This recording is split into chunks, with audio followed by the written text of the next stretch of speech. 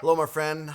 I've got a question for you. It's a simple one, it's a straightforward one, it's a timely one. Here's the question: what is the meaning of Palm Sunday? Well, in this format, we can't explore everything that it means because it is so rich. It's prophetic, it's profound, it's poetry, it's God showing off that He's sovereign. But going into Easter, we should take a moment and start right now and think about what does it mean to respond to Christ on Palm Sunday. We like to talk about the suffering of Christ on Good Friday, and we should. We want to celebrate the resurrection of Christ on Easter morning, and we should. But both of those will do much more in our life if we understand our response to Palm Sunday on this week.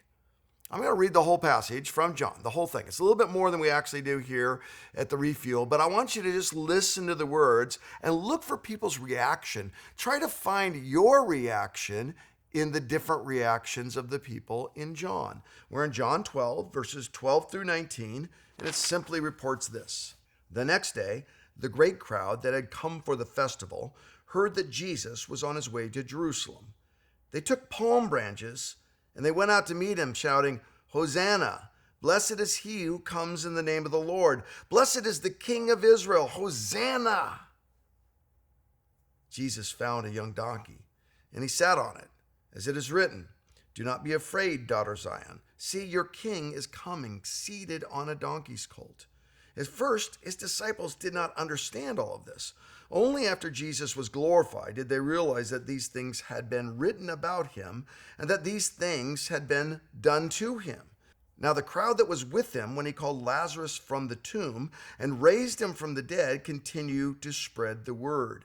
Many people, because they had heard that he had performed this sign, went out to meet him. So the Pharisees said to one another, "See, this is getting us nowhere. Look, the whole world has gone after him."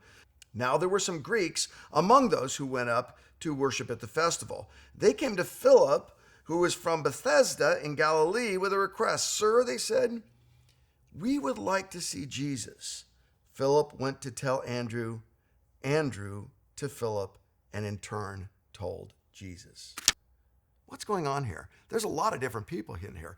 The Pharisees are plotting. There's a group of Greek Jews that are going, "Hey, can we have a meeting with them?" There's people putting out palm branches and organizing parades and marches. And there's the disciples, the clueless disciples going, "What in the world is all of this?" What happens when Jesus shows up? Well, first of all, first reaction is the crowd.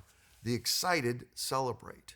You see, palm branches are a sign of the coming king. They were hoping that Jesus was there to kick the hiney of the Romans, get the corrupted leaders out of office, and renew their government. They got all excited because there was a chance of revolution. They said, "Here's the new David." They were excited, but that excitement wanes very fast. That political motive, that earthly motivation, that cultural thing lasted only a week.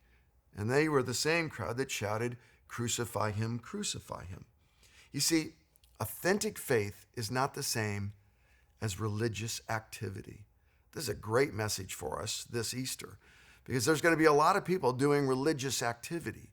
Make sure that if you do that, it leads to authentic faith. The second response is this: the curious contemplated. It says that the Greek Jews wanted to meet with them, and the disciples asked themselves questions. This is probably the most profound, subtle, and underappreciated response in this powerful passage. When Jesus shows up, smart people start asking questions. When authentic faith starts to take hold, it's because someone has grappled with the serious questions of life. What questions are you asking? God's not afraid of your questions. I want you to go to church. I want you to have religious activity in your life. But don't do it without questions. Authentic faith always facilitates great questions. And then this one, the serious spread hope. There's a certain group that went, "Wow, did you see what he did with Lazarus?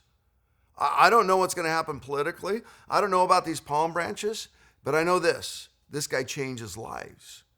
In other words, who are you telling about the hope of Christ? When you have authentic faith, you spread the word. Then finally, there's the last group. The proud plotted. Can you get this right? He heals Lazarus, raises him from the dead. He comes in and the crowd goes crazy. The Greek Jews want to meet with him. The disciples are asking these great questions. And there's one group, they don't see any of this.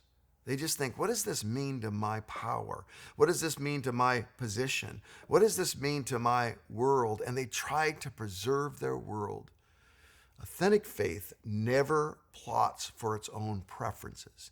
It never tries to preserve its own world. It sees the gift of God's grace. It sees the undeserved gift of God's presence. My friend, let's put all plotting aside and simply worship God this Easter.